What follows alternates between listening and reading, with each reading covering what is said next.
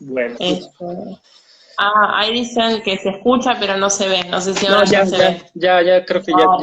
ya te veo yo. Entonces me imagino que ya se arregló ese Ah, problema. Y, bueno, buenísimo. pues vamos a darle inicio, porque Bárbaro. ya tardamos un poquito. Pues nuevamente, muchísimas gracias por la invitación. También de revistas significantes, ya comentaba hace un momento, bueno, con Nati estábamos teniendo un diálogo. Bueno, se tuvo la charla con ella anteriormente, empecé por ahí, no por orden de factores ni primicias, simplemente por invitación.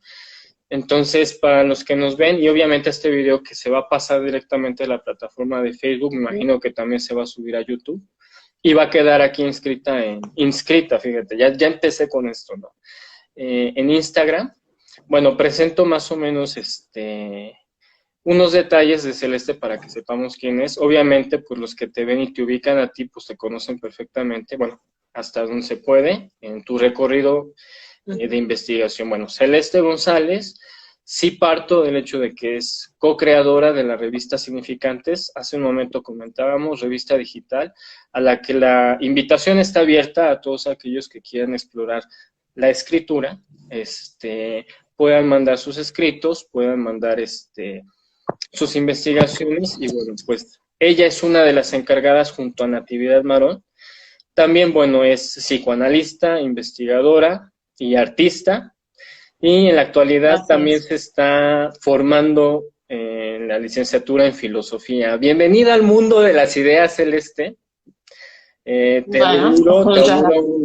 un éxito, bueno, que esto va a ser muy enriquecedor para ustedes, también el diálogo que tengas con Natividad, con los autores, los que sigamos escribiendo, los que se vayan agregando, bueno, el diálogo va a ser muy enriquecedor para todos y pues enhorabuena, te auguro mucho éxito en eso, al igual que a Natividad en los Gracias. proyectos que tienen. Y también eres, ahí sí no sé si eres co-creadora o creadora de también la revista apalabrada, Ujú. apalabrada, Abra palabra. Es abra un palabra, espacio cultural.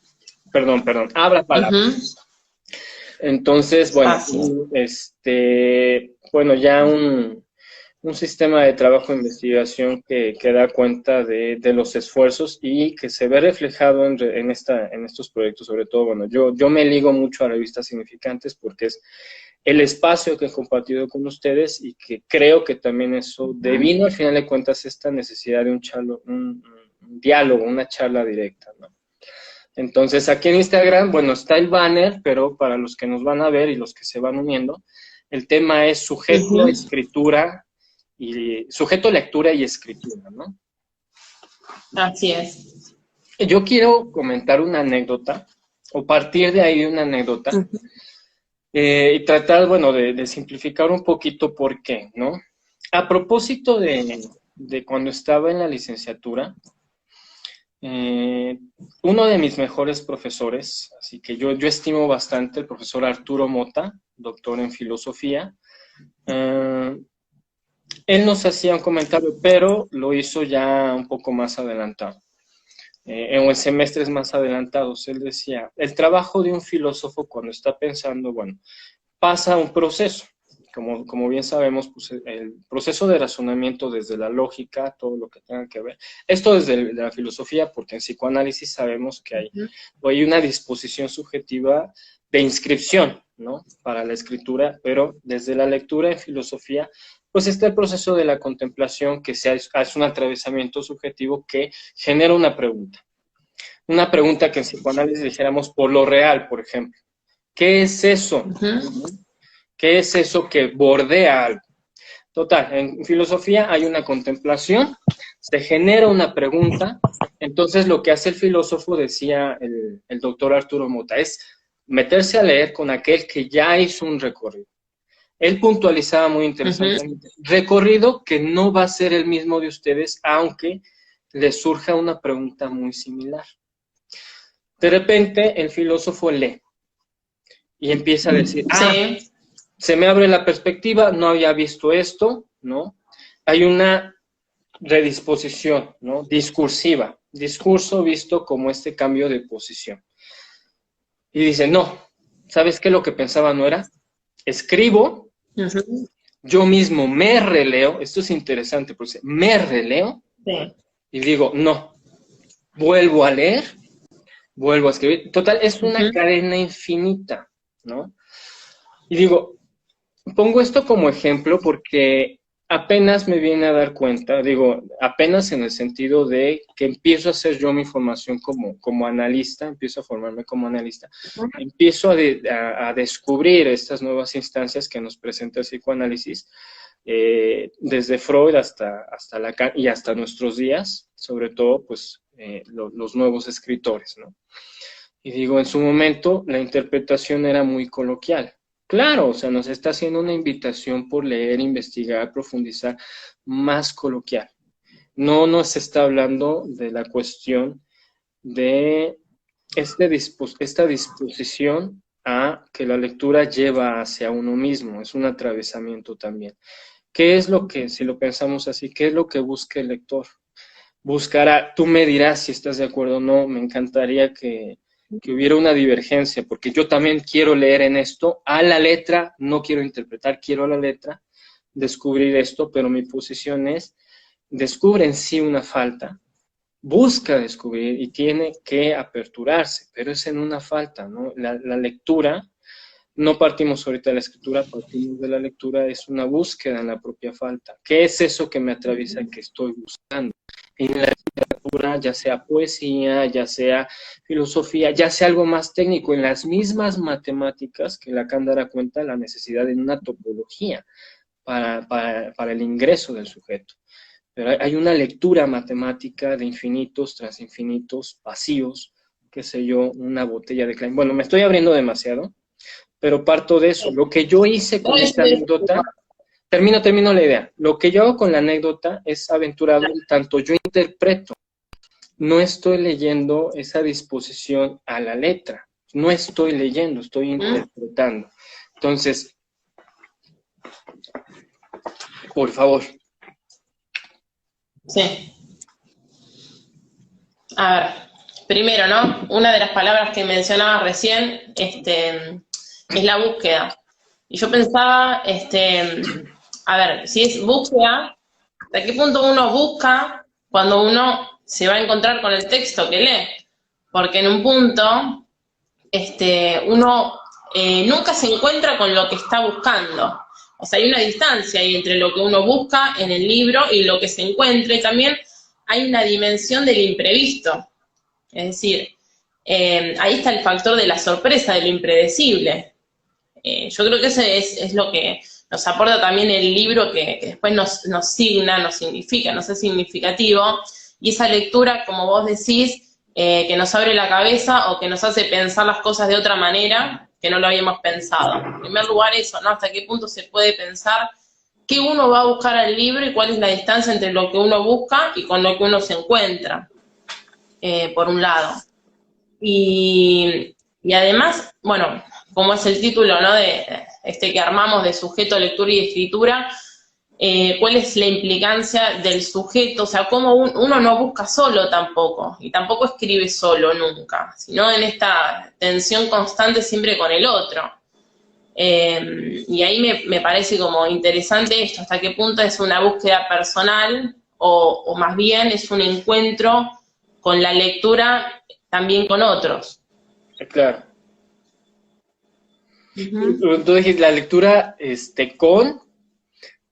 voy a armar una cadena, ¿no? Es una lectura con, de los, pero creo que Uh-huh. es la lectura del otro. Al final de cuentas, el texto escrito que se va a leer es ese gran otro, ¿no?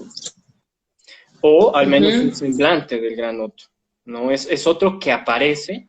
Digamos, bueno, voy a saltarme un poquito a la cuestión de la escritura, pensando en lo que decía Lacan en el seminario, me parece que es el 18, a propósito de un discurso que no sea el del semblante. Hay una posición de la escritura como el escrito no escritura, el escrito como acontecimiento y como acontecimiento del otro, ¿no? Entonces, Sí. yo mencionaba y siguiendo justamente lo que me decías, es pesado pensarlo porque mencionas así puntualmente nunca se va a encontrar, ¿no? O sea, ¿qué es lo que se busca? Que al final de cuentas no vas a encontrar, porque en efecto estar como buscándolo ahí, es decir, ya está ahí, no es una adivinanza.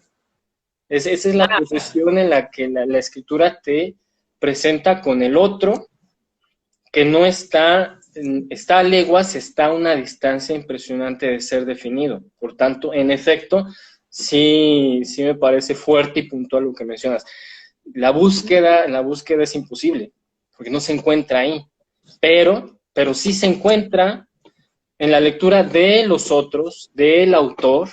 Tenías el video pasado que realizaste, que se hablaba un poco de la posición de qué es un autor, ¿no?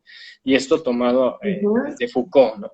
El autor, bueno, yo recuerdo, Foucault dice del autor, no es aquel que produce nada más, ¿no? Porque al final de cuentas lo que se escribe, aunque uno se hace responsable de lo que se escribe y tampoco se escribe el todo de lo que se escribe, al final de cuentas es lo que implica hacia el otro.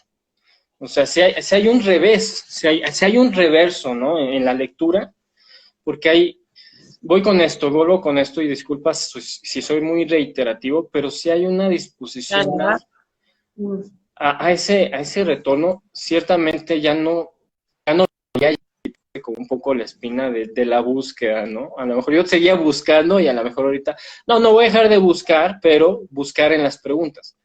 Pero pensar, ¿no? En ese otro que se me aparece como acontecimiento, en un escrito, ¿no? Pienso un poco. Sí. A ver, pensando, ¿no? En este otro que aparece como acontecimiento. Sí, a ver, a mí me remite todo el tiempo, recién hablabas de qué es un autor, ¿no? Y hablabas también de la responsabilidad, pero ¿hasta qué punto uno puede pensarlo en términos de responsabilidad subjetiva? Es decir, ¿hasta qué punto nos carga ese peso de ser responsables? O sea, también tiene como un peso la responsabilidad en lo que uno escribe. ¿Hasta qué punto uno es autor y tiene esa responsabilidad de lo que escribe y de lo que lee? ¿Hasta qué punto uno no puede como anticipar, uno no puede anticipar todo y mucho menos este acontecimiento del encuentro con la lectura y a veces hasta con la escritura? También hay distintos tipos de escritura, hay que ver, y de lectura también, a partir de qué tipo de lecturas uno lo piensa, porque no es lo mismo la escritura literaria que la escritura académica. Requiere de otro tipo de encuentro con esa lectura y con esa escritura y también con uno mismo como autor, ¿no? Lo que es más literario, yo lo pienso, el encuentro con lo imprevisto, como eso que aparece, que uno lo hace sin tanto pensar, ahí como que el yo no debería inmiscuirse tanto con esta cuestión de la responsabilidad, ¿no? Sino que uno escribe como le sale y en cambio en el texto académico requiere como de otro trabajo de escritura, de construcción, pero también entra a jugar lo imprevisto que se jugó en las lecturas previas que uno tiene, porque esa escritura no es sin las lecturas previas. Uh-huh. Sí, bueno, mencionaba un poquito la cuestión de la responsabilidad, en este sentido, no de una deuda, no una responsabilidad en tanto deuda con el otro que va a leer, que se va a convertir también en lector, sino una responsabilidad de ubicar aquello que a la letra, porque reitero, hay una diferencia entre escribir por interpretación de otros textos o escribir a la letra, que es justamente la función del analista. Parto del analista, ¿no? Que tiene que evitar las interpretaciones, por ejemplo, del ámbito psicológico. No puede irse por una interpretación así, sino tiene que hacer una lectura a la letra. Pero el escritor, en este sentido, por ejemplo, en la posición del analizante, claro, no es responsable cuando llega de algo que no sabe, ¿no? Esto que mencionaba antes de que nos uniéramos es que yo hago esto, pero no quiero hacerlo, no sé por qué lo hago, ¿no? Ahí me remitiría un poquito a la cuestión freudiana de este evento que comenta con Fliss en la carta de 1898, me parece, donde habla del olvido que Amorrutu dice desmemoria, ¿no? Pero es más bien, creo que la traducción correcta sería el olvido, porque no hay una desmemoria, hay un olvido del nombre del autor, ¿no? Que es Signorelli, ¿no? Del nombre propio.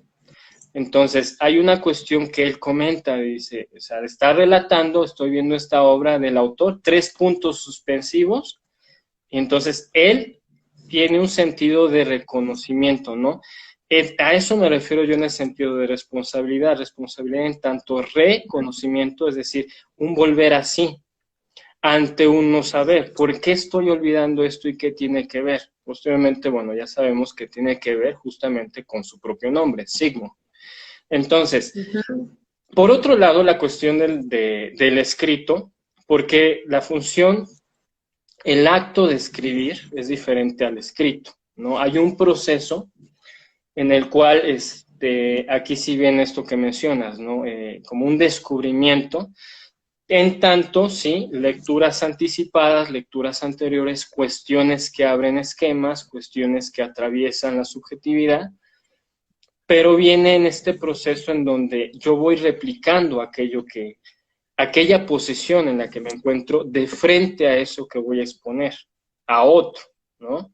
Hay una dimensión en ese sentido de responsabilidad, no en tanto deuda, sino la responsabilidad, por ejemplo, analítica, de decir, soy yo el que debo analizar, ¿no? Soy yo aquello que no estoy viendo, aquello que estoy dejando pasar de largo, aquello que estoy olvidando, tengo que reubicar. Bueno, suena imperativo. Por eso vengo a la responsabilidad no como deuda, sino como una disposición que no se tenía anterior a la lectura, ¿no? Voy como más de ese lado. Sí, a ver, pensaba, ¿no? Mientras te escuchaba, uno tiene como ahí la noción de sujeto dividido, ¿no? Porque ahí de lo que estás hablando, de este olvido, ¿no? De este desconocimiento, ¿por qué me olvido de este nombre? Y está como esta cuestión siempre del sujeto dividido como a mí me interesa muchísimo la cuestión ontológica, ¿no? El ser y el por qué, eso me fascina. ¿Qué es lo que hace el ser en tanto que es y qué es lo que hace el sujeto en tanto que es sujeto, ¿no? Y bueno, a ver, siempre uno entiende como ahí adosarle como adjetivos y decir, bueno, listo, sujeto dividido y ahí se resuelve, ¿no? Como volviendo a esta noción del olvido y de este Signorelli. Y pensaba en este sujeto, cuando hablas de esta responsabilidad, digo, como poder cuestionar un poco la idea de sujeto y la idea de responsabilidad subjetiva, porque siempre es, más allá del otro, siempre es con ese otro. Entonces, pensaba hasta qué punto uno, o sea, no opacar como con esta cuestión de la subjetividad, ¿no? Y del olvido personal. Ahí en esa cuestión de todo, no solo está la historia del propio Freud que tiene este olvido, sino también toda la cultura que está ahí implicada. Y me parece que eso pasa también en el encuentro con cada libro, es decir, no estamos más allá de nuestra propia historia personal y de ese momento en el que uno se encuentra, está todo el otro ahí implicado en ese encuentro con la escritura y con lectura. Y pensándolo como analista, a ver, ¿cómo te puedo decir? Como analista, a ver, es el posibilitar también, o sea, no sé si medio es la palabra, pero sí posibilitar ese encuentro con el otro, o sea, no solo como responsabilidad subjetiva propia del paciente con ese olvido y de responsabilizarse de decir por qué me lo olvidé, sino también que creo que entra a jugar toda la historia, todo ese otro. Uh-huh. No solo lo subjetivo, a eso voy. Sí, desde luego, es que sí es complicado. Por ejemplo, si nos remitimos al texto de la ética de psicoanálisis, vendrá mucho esta cuestión, ¿no? De qué es esa responsabilidad. Sí. Le voy a dar otro marco.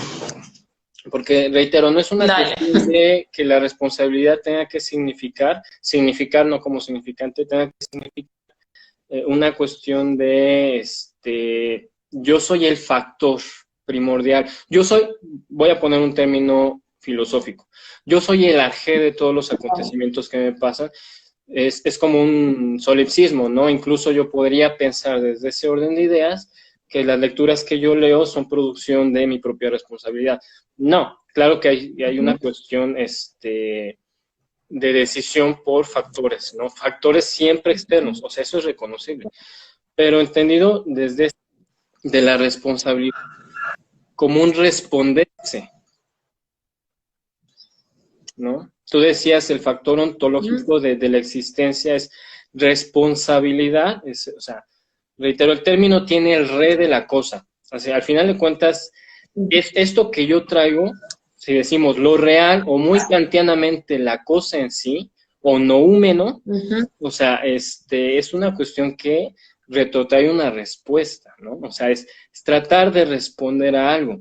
Por eso digo, o sea, no es esa cuestión de, no soy el principio, porque sí, en efecto, tú lo dices mejor que yo, hay una cuestión histórica, hay una cuestión de acontecimientos alternos, hay acontecimientos de lecturas externas, hasta, por ejemplo, vamos a poner un ejemplo banal, ¿no? Aquellas personas que no son muy adeptas a la lectura, digo, pero que sí saben leer, hablando de palabra escrita, al final de cuentas algo habrán leído, ¿no? Ya sea en un periódico, ya sea que fueron al cine y vieron los subtítulos, ya, o sea, al final de cuentas sí hay un contacto con la historia y el acontecimiento de ese otro que llega. Claro que sí, ¿no? O sea, en eso estoy totalmente de acuerdo, pero bordeando el sentido de la respuesta, la lectura, en tanto una respuesta subjetiva. ¿Qué respuesta? No, reitero, no a lo absoluto, no es así como A más B igual a C, no es esa, no es esa economía matemática en la que yo tengo un resultado y que muchos pacientes o analizantes llegan así, o sea, llegan con esa idea de hacer que el psicólogo, el psicoanalista, el psiquiatra, porque a veces no distinguen qué es qué es el otro, haga una lectura de yo vengo triste. Apenas subí un meme, a propósito de los memes, perdón por el paréntesis, estoy asociando libremente, déjame poner. Subí apenas en el Face, no suelo subir de cuestiones terapéuticas y psicológicas porque no es mi campo del saber, no me atrevo mucho. Pero me gustó mucho el meme porque dice, apenas es de ayer, me parece, ayer o antier. Cuando llega el paciente a la puerta del consultorio y ponen la voz y la imagen de un gatito que se está asomando así bonito, a mí me encantan los gatos, entonces está así, dice, hola, estoy triste, ¿no? Me encanta ese meme porque cuando lo vi dije, en efecto, o sea, el paciente, el analizante que llega busca una lectura rápida, estoy triste, haz esto, esto tipo coaching y tan se acabó. O sea, no hay una responsabilidad en el sentido de no me quiero pasar tanto tiempo, no quiero pagar. Hay gente aquí en México, no sé allá en Argentina, que a mí me pasó con una persona, digo, tristemente, pero cobras, sí, y créeme, no cobro caro. Por la situación de la pandemia, no. Sabemos que hay una importancia en la función del pago. Dice, pensé que lo hacías por vocación. O sea, no quiero ni leer, no quiero ser leído, o sea, quiero este factor de no enfrentar, no hay ese sentido de buscar la respuesta. Regreso a la cuestión de la lectura. ¿Por qué, por ejemplo, en nuestra actualidad, no sé si se han dado cuenta que los textos, por lo menos los filosóficos, tú te vas a dar cuenta que estás inmerso en esto. Bueno, todos los que les interese la filosofía, que de repente los textos han bajado en su cantidad. Claro, una cosa es cualidad, otra cosa es cantidad, y depende justamente del que escribe. Pero ¿por qué anteriormente, y no hablemos de tiempos cronológicos, por ejemplo, un San Agustín que leía textos, un Tomás de Aquino, 13 tomos de la Suma Teológica, un Byung-Chul Han, un filósofo muy actual, un Preciado, Paul Preciado, que hace mucha crítica al psicoanálisis, pero muy interesante, escritos muy cortos, muy sintéticos. pareciera que hay un efecto no de no querer escribir, sino de no querer leer. Ya no hay como esa búsqueda de respuestas, ya no hay una responsabilidad de decir qué es a donde yo me estoy moviendo en la lectura, ¿no? Más o menos va Sí, desde ese punto. Por eso la lectura es infinito el tema. O sea, me metiste en camisa de 11 varas, Celeste, porque simplemente sí, la lectura es una cuestión. ¿Qué leemos? La pregunta, ¿no? ¿Qué leemos? sí. ¿En dónde? A ver, sí, a ver, dos cosas, ¿no? Se me vienen hacia la mente, medio asociación libre también. Bueno, como vos recién decías, lo histórico lo vinculo, ¿no? Hay libros que nunca vamos a leer porque no nos llegan, o sí los podemos buscar, ¿no? Que son de, no sé, de otra parte del continente. O sea, lo histórico tiene que ver, a ver, con lo que uno, lo primero con lo que uno se acerca. Y el tema de por qué no se está leyendo, y es verdad, no se tiende a leer cosas muy largas. Me es imposible no asociarlo. Vos recién hablabas de los tiempos lógicos y no cronológicos, pero bueno, nuevamente desde los tiempos lógicos, pero me remite tanto a la constitución del sujeto, ¿no?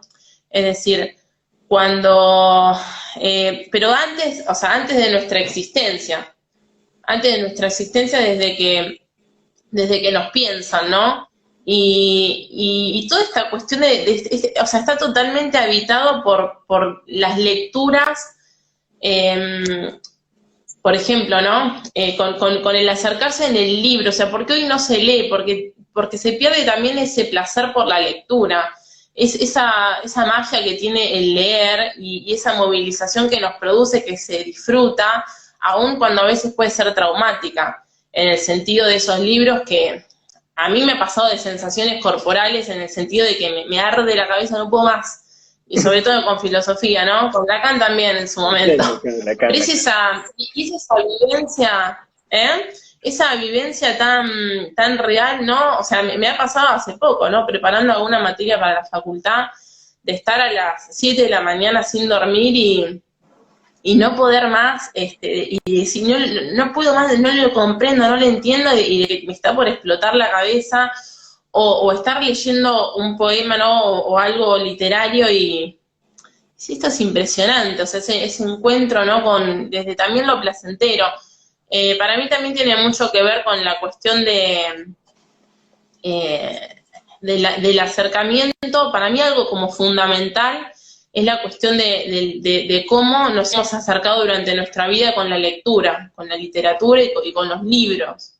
Sí, y me parece re importante también la cuestión material, la materialidad del libro presente, porque de alguna forma tiene que haber ese placer, tiene que haber sensaciones corporales con la lectura, si no se hace una cosa que, y si uno no tiene, o sea, no sé si uno tiene tantas ganas de estar leyendo una pantalla, no sé si ahí desde cómo se vincula ahí lo corporal, me parece que también está de la mano con esta cuestión virtual, porque hay como sensaciones a nivel corporal y material que son a través de los cuales uno puede sentir cierto placer por la lectura y por la escritura, ¿no? Que sin eso, no sé, se transforma como en algo muy banal también. Se pierde ahí también cierto placer y cierto deseo por seguir leyendo, ¿no? Tiene que estar es la cuestión del deseo ahí por la lectura. Uh-huh. Bueno. Y creo que eso también... Sí. Te escucho. No, termina. No. Para que no se pierda la idea. Está tan imbricado también con la cuestión de la infancia. Me cuesta como desprenderlo ahí, ¿no? De lo infantil. A ver, ¿por qué los chicos, viste, está esta pregunta, ¿por qué los chicos no leen? ¿Por qué los adolescentes? ¿Por qué no sé qué? Y que sí leen, sí los chicos leen y sí los adolescentes leen. Obvio que sí, lo veo, lo escucho en la clínica, obviamente. Es impresionante eso también, ¿no? Porque el consultorio habilita, ya que hablabas de la clínica, habilita a ese encuentro material. Habilita el encuentro con el libro. Es un espacio donde es una hora, ¿no? Que uno no tiene que hacer algo. Hablo del trabajo con chicos y con adolescentes ahora específicamente, ¿no? Y uno no tiene que hacer algo, ellos no tienen que hablar de algo o tienen que hacer, no sé, la tarea o tienen que hacer algo. No tienen que hacer nada. Entonces está ese consultorio donde en sí no hay un mandato, es como la asociación libre, o sea, para donde te lleve, ¿no? El juego y la palabra con chicos y con adolescentes. Y ahí, si hay bibliotecas y ellos se encuentran con los libros, van directo ahí a encontrarse con ese material del libro. Es una cosa que sí acontece en el consultorio, por ejemplo. Van ahí a encontrarse con eso. Y bueno, hablaba entonces de la infancia y de lo importante que es, al menos para mí, esta cuestión de que estén en contacto con los libros cercanamente y tan directo, aprender como eso de tocar los libros, de encontrarse, de la lectura a los chicos, para mí es fundamental. Y los chicos lo disfrutan un montón. Para mí es como que esto de que a los chicos les gusta estar con el celular, con la televisión, bueno, sí está, pero también disfrutan, y los adolescentes también, un montón del encuentro con los libros. Pero sí te escucho. Sí, bueno, ahorita que estás mencionando la cuestión, bueno, me ganaste mucho el proceso, pero sí es muy efectivo en el sentido de, ya paso un poquito a la cuestión de la escritura, aunque ya podemos ir haciendo estos retornos con la cuestión de la lectura, ¿no? Me remito un poquito a Winnicott, Donald Winnicott, a propósito del juego, por eso tú lo mencionas, yo lo retomo, en el cual que retorno a la cuestión, paso a la cuestión del escrito, por lo que mencionabas ahorita, a propósito del juego, ¿no? Y de aquí tomo un poquito la cuestión de la teoría de Donald Winnicott. En el escrito es una forma de juego, considero, en el sentido de, Winnicott decía, el jugar es hacer, ¿no? O sea, la clínica analítica, como decías también, ¿no? En el espacio analítico hay una posición de juego en el cual se puede producir algo. Natividad lo decía anteriormente, o sea, el arte, todos podemos ser arte porque todos somos factor de creación, de un hacer. El niño juega en la clínica y es la manera en que articula palabra por el juego, porque es un hacer. Entonces, lo que mencionabas, ¿no? Sí encuentro este fenómeno, yo también tengo esta experiencia, bueno, de la docencia, en mi caso es con chicos de bachillerato, preparatoria de bachillerato, y bueno, soy profesor de filosofía, entonces, claro que siempre hay esta cuestión de, pues hay que leer, ¿no? Hay que leer, pero de repente sí hay un cimiento de, no los puedo poner a leer a un Hegel, ¿no? Aunque sí les enseño quién es Hegel, pero no puedo decirles, a ver, léete la introducción o el prólogo, a la fenomenología de Geistes, ¿no? A la fenomenología del espíritu. No puedo pedirles. Me había quedado, estaba mencionando, sí, en este salto a la cuestión ya de la escritura, partiendo desde la teoría de Donald Winnicott, ¿no? Del juego. Obviamente pensar el escrito como un factor del juego, del que se juega, no de aquel que escribe. Yo creo que ahí sí partiría como una situación de pregunta, ¿no? O sea, ¿cuál es tu consideración? Porque me parece que sí hay una situación de juego en tanto la producción, ¿no? La producción de la palabra, pero de la palabra, en tanto qué se va a decir, ¿no? ¿Qué se va a producir? ¿O hacia quién va a producir? ¿No? No sé cómo lo hayas pensado tú esto. A ver, relacionándolo con el juego y con el que se va a producir, me parece que, a ver, me parece como importante, a ver si es por donde lo pensás, ¿no? Pero cuando uno va a escribir algo, hablando específicamente de la producción de escribir, cuando uno va a escribir algo, ahí remarcar, o sea, me parece que tiene que ser siempre a partir de algo que a uno le haga como mucho ruido y muchas ganas mucho deseo, ¿no? De escribir, o sea, no, el escribir forzado o, a ver, sobre algo que uno no tiene ganas es como muy difícil de pensar. Ahí me parece que está como relacionado con el juego, con el placer del juego. Como poder introducir algo del entusiasmo, del divertirse también, ¿no? A través de esa escritura, de ese encuentro con lo que uno va a escribir, y darse como la posibilidad de hacer una creación en eso, donde no estar como no sé, me parece, ¿no? Como el tema de borrar y de volver a escribir y de encontrar las formas, sino de permitirse primero en esa hoja en blanco escribir como salga y después, sí poder moldear algo ahí, pero sí poder hablar y que se transmite que uno está hablando a través de ese texto y sentir que lo que uno está diciendo, aunque después uno, después de años, se lea y piense totalmente diferente, que en ese momento eso es lo que se estaba pensando, ¿no? Y que eso es lo que a uno lo estaba como movilizando a la escritura.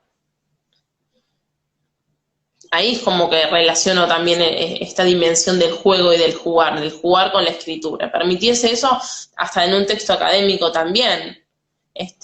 Aquí lo mueve a uno a investigar, que lo mueve a uno a una curiosidad y permitirse jugarse con los conceptos, jugar con los conceptos y hacerse preguntas para interrogar esos mismos conceptos. Si no es como más parte de la repetición, ¿no?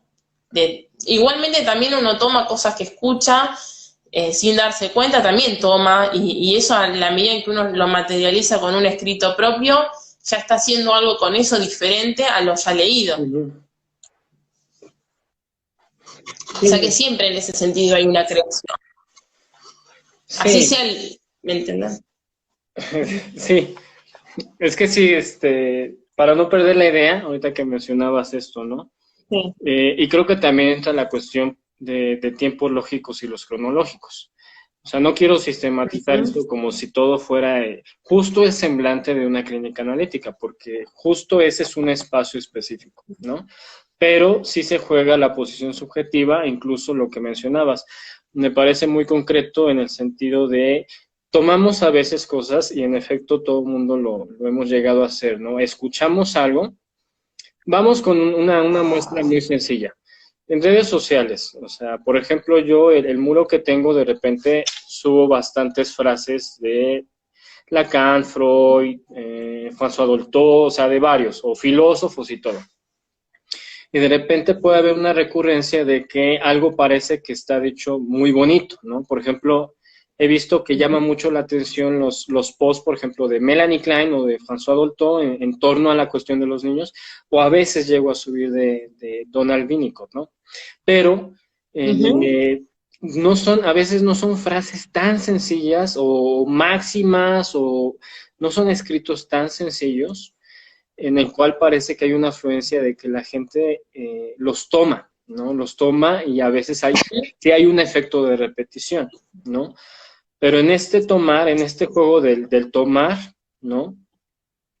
Vuelvo con la posición ontológica del tomarse, ¿no? Porque algo de eso que estoy tomando en esa lectura y que posteriormente voy a producir yo algo con eso, no sé, incluso escribir algo en el mismo Facebook, alguna cuestión que yo quiero escribir, algo en Facebook, porque lo leí o lo llegué a escuchar, pero sobre todo lo leí en otro lugar y dice, es que me llamó mucho la atención eso, ¿no? Entonces hay un juego de lectura que lleva a la escritura en tanto tomarse a sí mismo, o sea, tomar algo de eso que estoy leyendo, se juega algo, ahora sí, me meto al dispositivo analítico, la clínica con niños en el juego, dice, ¿qué toma el niño del analista en su espacio analítico? Toma la posición del espacio posible del juego para que el niño produzca. El analista se convierte, no sé cómo lo piensen ustedes, no lo voy a decir en un sentido banal. El analista se convierte en un juguete del escenario. ¿Por qué? Porque es lo que le posibilita producir algo. De eso a que, por ejemplo, ya posteriormente alguien que pasa en un espacio de lectura en este juego tendrá la necesidad, por el deseo, por la falta, por el goce, tendrá el deseo y tendrá la necesidad no biológica, subjetiva, de producir. De ahí que nosotros como escritores, a lo mejor escritores en papers, escritores en distintos extractos académicos, por ejemplo, nos vemos en ese sentido de lo que mencionas, o sea, recupero eso que dices, ¿no? Es un espacio de diversión, aunque implique, por ejemplo, ahí decía lo de los tiempos lógicos cronológicos, una situación cronológica de no puedo terminarlo en un mes, no puedo terminarlo en una semana, o sea, un texto me puede llevar 3 meses, me puede llevar 6 meses, pero donde se juega un tiempo lógico, donde tomo esas palabras, donde tomo eso del otro, donde tomo esos acontecimientos, juego, formulo y entonces produzco. Pero aquí hay otra complicación y es también una cuestión que yo quiero conocer tu punto de vista. Obviamente el que produce no todo. O sea, voy a utilizar un término de la economía. Produce un no todo. O sea, el escrito siempre es un escrito interminable. Lo que decías hace ratito. Puedo escribir algo ahorita y en 10 años releerme y decir, no, ya no. O agregar más, o la diversificación es impresionante. ¿Por qué? Porque nunca se escribe no todo, ¿no? Yo lo pienso así. Sí, sí. Y sí.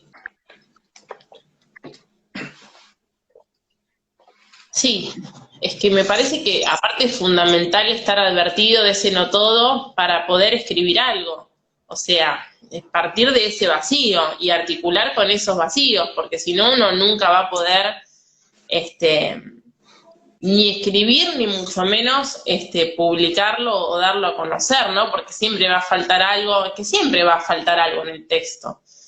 Es como la obra plástica, ¿viste? Siempre es como que nunca está totalmente terminada. Eso también le da la capacidad de tener vida al texto, a la escritura, a la obra, de tener vida, de estar vida, de poder transformarse, de dejar, bueno, Lacan lo llamaba darajas, ¿no?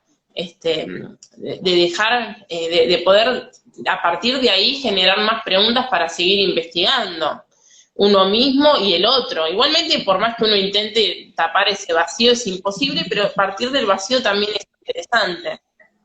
Más allá de la no pretensión, de que uno no pretenda la completud, que tampoco se puede, también está bueno como partir de ese vacío, dejar esos vacíos, ¿no? No intentar rellenarlos, no intentar taparlos. Incluso en la escritura académica. Y sobre todo, creo que es necesario justo ahora, ¿no? Como poder un poco agujerear las lecturas, agujerear las escrituras y dar lugar a los agujeros en el propio texto. No, o sea, digo, investigar también se trata de eso, ¿no? De abrir preguntas, de empezar a escribir y a indagar y seguir generando más preguntas, nuevas preguntas, que son posibilitadas también por ese vacío. De hecho, es la pregunta, ¿no? Lo que permite el paso de la imposibilidad. O sea, la pregunta no es garante de la respuesta, pero sí es garante del recorrido, ¿no? De estos vacíos que dices. Me hacía recordar ahorita a Nietzsche, ¿no? Y creo que sí es el factor al que se enfrenta a veces el escritor, ¿no? Si miras mucho tiempo al abismo, corres el peligro de que el abismo te mire a ti, ¿no? Entonces, creo que en ese sentido, bueno, Nietzsche escribía por aforismos, pero queda claro que aquel que se inserta en el espacio de la escritura, en este juego de la escritura, se inscribe en sí mismo a estos vacíos que mencionas. ¿Por qué? Porque siempre, o sea, entre más uno escribe, más cuestiona, más genera un vacío. Y si genera un vacío, más necesidad va a tener de estar cuestionando, releyendo. Por eso este juego de la lectura-escritura es un binomio, ¿no? Cosa que no es como muy extraño al psicoanálisis, los binarios, los juegos binarios, pero digo, si hay un retorno de la escritura, de la lectura a la escritura, porque siempre va a ser cíclico, ¿no? Y esto en efecto es por cuestión de los vacíos a los que se enfrenta el escritor. Nunca se deja de ser lector, nunca se deja de ser escritor, ¿no? Pero también ahí viene nuevamente la posición subjetiva. Lo que escribe, ¿qué inscribe en el sujeto? ¿No? Ahí parto ya de la cuestión de la subjetividad, ¿no? Del discurso, que me gusta mucho la definición de Foucault, que dirá que el discurso es la posición subjetiva en la que se encuentra, no es tanto lo que se dice, no es tanto, sino esos serán efectos. El discurso es la posición subjetiva, ¿no? En dónde se encuentra en su existencia, no lo que dice en un momento, lo que dice en otro. El Sartre del primer existencialismo del infierno son nosotros, no es lo mismo del Sartre que se está tocando el humanismo, ¿no? Ahí sí, de la responsabilidad por el efecto de la libertad. O sea, hay un juego de lectura-escritura que va cambiando el discurso, la posición, ¿no? Pero siempre juego. Sí, también preguntarse qué es la posición subjetiva, ¿no? Y qué es la libertad. Y cuando hablabas también pensaba en otra cosa, ¿no? Últimamente estoy como muy dedicada como a la escritura, ¿no? Con otros. Y eso es muy interesante. Es como un campo que me parece que vale la pena explorar el tema de escribir junto con otros, con otra persona. O sea, escribo con Natividad, escribo con Luciana Fernández, que es con quien comparto Abra Palabra, escribimos juntas, es decir, y también leo con otras personas. Tengo un taller de lectura con compañeros que lo autogestionamos en la Facultad de Filosofía y Letras acá en la Universidad de Buenos Aires, y leemos en voz alta juntos, ¿no? Y suceden cosas que no suceden cuando uno lee solo. Son otras cosas diferentes, ¿no? Es decir, la lectura solos está buenísima también, pero leer con otros y leerle a otros en voz alta es como, tiene como toda una cuestión interesantísima para indagar. Y escribir con otros, ahora que hablamos del vacío y de los agujeros y de poner en cuestión la posición subjetiva, cuando uno escribe con otros, bueno, también, ¿no? Porque lo que uno va escribiendo, quizás en un escrito propio, lo deja así como está y le parece que está buenísimo, y en un proceso de escritura con otra persona, a esa persona puede, no, esto la verdad, todo este párrafo no me parece que vaya, porque no se entiende, porque no está claro, mejor no, nos desviamos de tema, qué sé yo, cualquier cosa, y ahí también es el encuentro con la falta, ¿no? Y frente a otra persona, con otra persona. Así que me parece eso también que es como un proceso súper rico, el tema de escribir con otra persona y de leer con otro, ¿no? De otro que te está escuchando cuando estás leyendo y que puedes volver a leer ese párrafo, o que después cuando empezamos, sobre todo en el taller, ¿no? Del taller en el que coordinamos con otros compañeros, bueno, a partir de ahí empiezan a aparecer, ¿no? Como las interpretaciones o las lecturas, y encontrar que esa lectura es distinta a la de otro. Me parece como súper enriquecedor esto, ¿no? Leer con otros y escribir con otros abre a otras posibilidades también. Claro, y me imagino que, ahorita que lo mencionas y lo mencionaste hace un rato, la cuestión del cuerpo también es una posición donde la sensación diversifica esa experiencia, ¿no? Se vuelve justo un acontecimiento de diversificación. Me haces pensar, ¿qué fue? La charla que tuve antes, de la que tuve con Natividad, fue con un chico de acá de México que se llama Irving Lecona. Él también tiene tiene su colectivo, y esto es anécdota, ¿no? Me lo decía así. Y ellos hicieron una práctica muy interesante en la cual exponían cada uno los sueños que habían tenido. Digo, es diferente la situación, pero al final de cuentas el sueño también es una lectura, ¿no? Y obviamente sí expresaban ellos, me parece muy interesante porque expresaban, dice, pues una cosa es que tú te levantes y empiezas a pensar y a recordar, ¿no? Lo que se puede en el sueño, y sí te parecen ciertas cosas extrañas, pero expresarlo ya de frente, ponerlo sobre la mesa ante los otros, la experiencia del acontecimiento es diferente, incluso hasta produce algo, al final de cuentas produce algo. Entonces, claro, lo que mencionas del espacio de lectura, el espacio de leer al otro, de construir mediante el escrito con otro, sí es diferente, pero me parece muy singular en el sentido de que, en efecto, la producción tiene que ser a fortiori distinta, ¿no? Tiene que tener otra connotación, tiene que tener otro acento, tiene que tener otra palabra, ¿no? Me parece.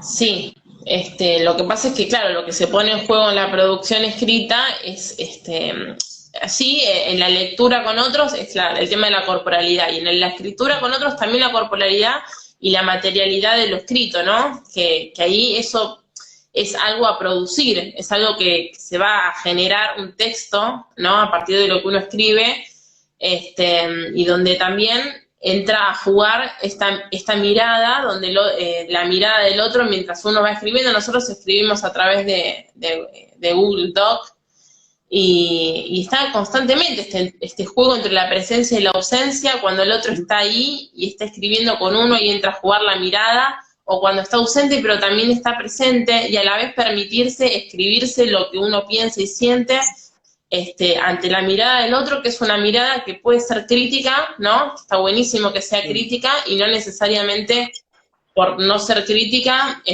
o por ser crítica tenga que ver con destruir la producción del otro, sino no poner en cuestión, que me parece la parte como más interesante también, ¿no? Donde aparece como lo crítico, que no pensamos todos igual, no pensamos lo mismo, no interpretamos lo mismo y no siempre nos ponemos de acuerdo. Eso también es súper enriquecedor. Y a veces pasa que cuando uno escribe un texto y lo publica, por ejemplo, como que no tiene tanta devolución. Estaría bueno, ¿no? Como que a uno le hagan comentarios o decirle, debatir el texto. Y a veces es como que eso se publica así y eso ya está, y queda ahí, es lo que uno dijo, y después uno sí hace ese proceso de revisión, pero no siempre tiene como la devolución del otro. La escritura conjunta y en la lectura con otros está ahí mismo el debate. Y sí, a ver, todo el tiempo como que me remite también a la imagen hablamos hoy de lo que es que nos lean, ¿no? De ser leídos y de poder leer al otro, de la importancia que tiene también que nos lean, o sea, que nos lean durante la vida, ¿no? Porque todo comienza, el proceso de lectura y escritura empieza a partir de que alguien nos lee. No escribimos y no aprendemos a leer si alguien no nos lee. Primero, ser leídos por otro, que es fundamental, ¿no? Que otro nos pueda leer, en todos los sentidos, en el sentido de ser leídos como sujetos y en el sentido también de que nos lean, ¿no? De que alguien nos lea un libro. De esa forma nos enteramos, nos anoticiamos de que eso es un libro, que ahí hay palabras que tienen un significado y eso se puede leer, puede cobrar corporalidad con la voz, ¿no? Y con el cuerpo también, ¿no? Todos creo que todos nos ha asignado la experiencia de lectura, de que otros nos lean. Claro. Otros nos lean, nosotros. Pues bien, por cuestiones de tiempo, que no se extienda tanto, y como le decía Natividad y a todos lo menciono, pues siempre me gusta dejar en falta. Digo, ya lo habíamos comentado, es un tema totalmente infinito, porque en efecto, al decir que produce, siempre es una continuidad constante. Entonces, no sé si quieras terminar con algo, no sé si quieras agregar algo, si no, yo creo que por el momento ya podemos dejarle hasta aquí, ¿no? A nuestra sesión. Creo que está bien, creo que está bien, ahí está bien, dejar ahí con estas preguntas y con el vacío también, para seguir pensando. Sí, y bueno, pues nada, muchísimas gracias nuevamente, Celeste. La primera vez que tenemos ese contacto virtual. Yo sigo reiterando mis agradecimientos tanto a ti como a Natividad por el espacio en la revista Significante. Intento, bueno, pues hacer toda la promoción que se pueda para que más gente se vaya sumando. Si no sea para escribir por el momento, al menos sí, en efecto, como lo dices, a este final, a leer a estos otros que están produciendo algo. Entonces, que no se cierren estos espacios ahora por medio de charla, que también es enriquecedor, corto, pero enriquecedor. Sí. Y pues nada, mucho éxito a ustedes dos en sus proyectos personales y en conjunto, ¿no? Bueno, muchas gracias. Éxitos para vos también y gracias por la invitación. Y pues a todos los que nos van a ver en este video, pues muchas gracias. Síganos, vamos a seguir teniendo más charlas. Y que no sea la última, Celeste, y tampoco con Natividad, que no sea la última. ¿De acuerdo? Bueno. Un abrazo desde México hasta Buenos Aires, la ciudad de la furia. Un abrazo. Abrazo para México.